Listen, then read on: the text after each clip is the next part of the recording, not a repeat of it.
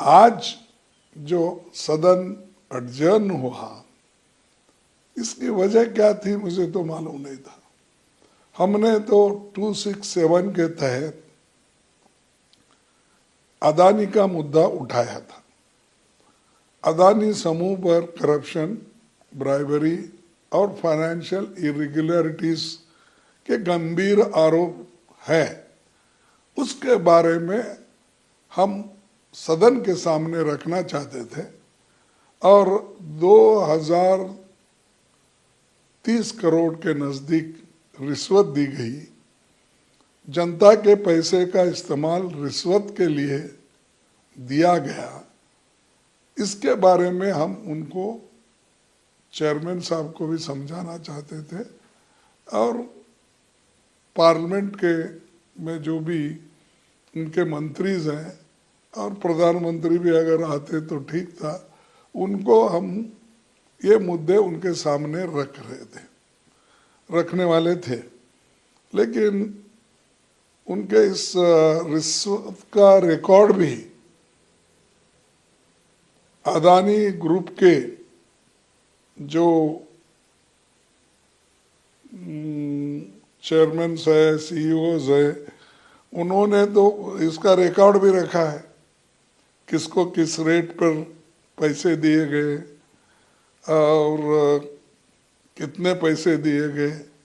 इसका सब रिकॉर्ड उनके पास वहाँ पर अमेरिका के खुफिया एजेंसी ने ये सीज कर लिया है। उनके पास ये रिकॉर्ड है। और इससे पहले भी अदानी ग्रुप के लोग स्टॉक हेरा फेरी भी और अकाउंटिंग फ्रॉड और ओवर इन्वॉल्विंग और सेल कंपनीज, इनका भी इस्तेमाल स्टॉक प्राइस में मैनिपुलेशन किया गया है, ये आरोप भी उसमें है। फिर जहाँ जहाँ मोदी जी जाते हैं वहाँ वहाँ इस समूह के कॉन्ट्रैक्ट मिलते हैं। अगर आप लोगों को ये बताना चाहूँगा मैं, बहुत लंबा लिस्ट है कि जिस जिस जगह मोदी जी ने गए हैं उस जगह कौन से कॉन्ट्रैक्ट उनको मिले हैं, ये भी मैं बता सकता हूँ। इसीलिए हम ये चाहते थे कि इसको डिस्पैशनेटली हाउस में डिस्कशन हो। इसीलिए हमने 267 के तहत आज के जो भी ये है बिजनेस है, उसको आप पोस्टपोन करो और सिर्फ इसके ऊपर चर्चा ले लो। क्योंकि आप देखेंगे कल पेपरों में, मीडिया में भर के आ रहा है, जो चीज़ देश का नुकसान हो रहा है और जिसमें डायरेक्टली जो दुनिया का भरोसा हम पे उड़ रहा है, तो उस वक्त हम ये चीज़ें हाउस में लाना ज़रूरी है। देश को बचाने के लिए हमने ये मुद्दा उठाया था, ताकि हाउस को डिस्टर्ब करने के लिए नहीं। ले जो मोदी कहते हैं हाउस को डिस्टर्ब करते हैं, हुड़दंग मचाते, वो ये हुड़दंग है। उन्होंने खुद ही बांग्लादेश गए और वहाँ पर अदानी को झारखंड इलेक्ट्रिसिटी एक्सपोर्ट उन्होंने जून 2015 में वहाँ विजिट किया था बांग्लादेश को, वो प्रोजेक्ट उसको अलोकेशन करने के लिए दिए। मलेशिया मेगा कंटेनर प्रोजेक्ट को मार्च 2017 में गए थे, वहाँ उनको अप्रैल 2017 में ये कॉन्ट्रैक्ट मिला। इजराइल ड्रोन मैन्युफैक्चरिंग हाइपोपोर्ट एक्वायर्ड, और ये जुलाई 17 को गए थे, दिसंबर 2018 में वो इनको मिला।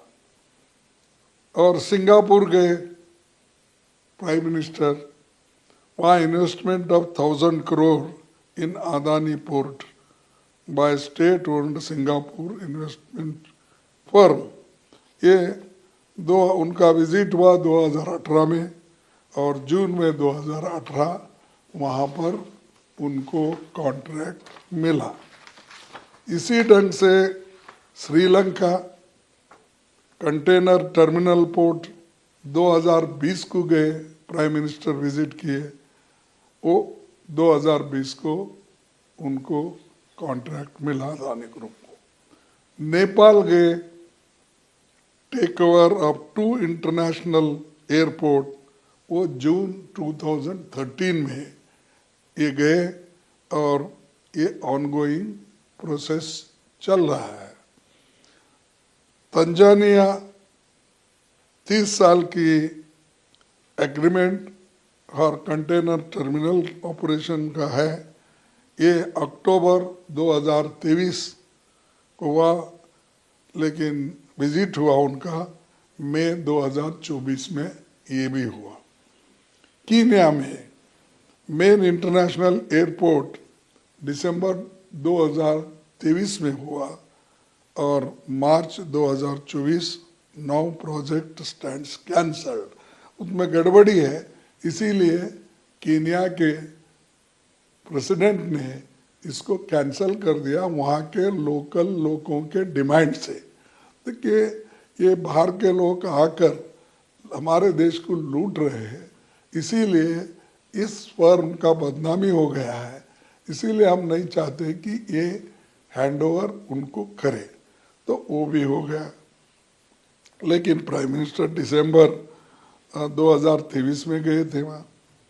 तो वियतनाम में planned investment in 2 airports and development of sea port, ये जुलाई अगस्त 2024 में गए थे, prime minister Modi ji visit किए।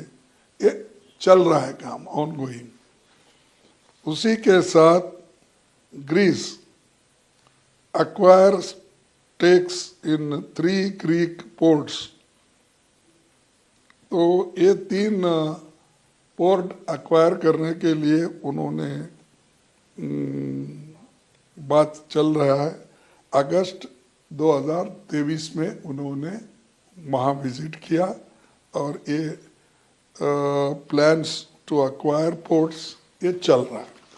मैं इसलिए आपको बता रहा हूँ कि ये इतने जहाँ प्राइम मिनिस्टर गए हैं वहाँ इनको कॉन्ट्रैक्ट मिला है। बगैर इनके आशीर्वाद से, बगैर इनके सपोर्ट से कौन सा देश इतने देशों में इनके साथ ही करता है। देर आर सो मेनी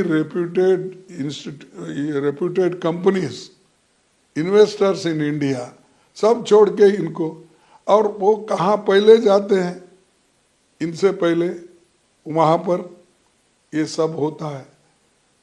ये इससे हमको यही कहना है कि मोदी जी के सपोर्ट से ये सब कुछ हो रहा है, इसका असर देश पे पड़ रहा है। ये हम उठाना चाहते थे, लेकिन इसको हमको मौका नहीं दिया गया। और उसी के साथ एक कंपनी के बिजनेस इंटरेस्ट को बढ़ावा देने और भ्रष्टाचार को प्रमोट करने, रिश्वत के भुगतान को फैसिलिटेट करने के केंद्र सरकार के ये PSU और SECI की भूमिका को लेकर सवाल है। ये सवाल उनके लिए है और ये जहाँ जहाँ मोदी जी जाते हैं वहाँ वहाँ इस कंपनी को, इन लोगों को कॉन्ट्रैक्ट मिलता है। ये कैसा मिलता है? तो ये सवाल हम उठाए थे ताकि इसका डिटेल चर्चा हो, लेकिन बदकिस्मती है कि इसको हमको चर्चा करने के लिए सरकार ने कुछ भी नहीं बोला, रिएक्ट नहीं किया। और खैर चेयरमैन साहब ने हमको ये बोला, नहीं ये मुद्दा उठा नहीं सकते, हम पहले इसके बारे में ऐसे डिसीजंस लिए हैं कि ऐसे कोई भी 267 में हम मौका नहीं दे सकते, ये उनका कहना है। लेकिन 267 में ऐसे जरूरी मुद्दे उठाने के लिए ही 267 है, नहीं तो वो रूल आना ही नहीं चाहिए। किस लिए लाए? ऐसे अर्जेंट इश्यूज को उठाने का, जैसा मणिपुर जैसा इश्यू है, जैसा कि परसों एक बहुत बड़ा हादसा हुआ मस्जिद के पास, तो ऐसे चीज़ों को उठाने के लिए ही ऐसा ये रूल है, ये क्लॉज है।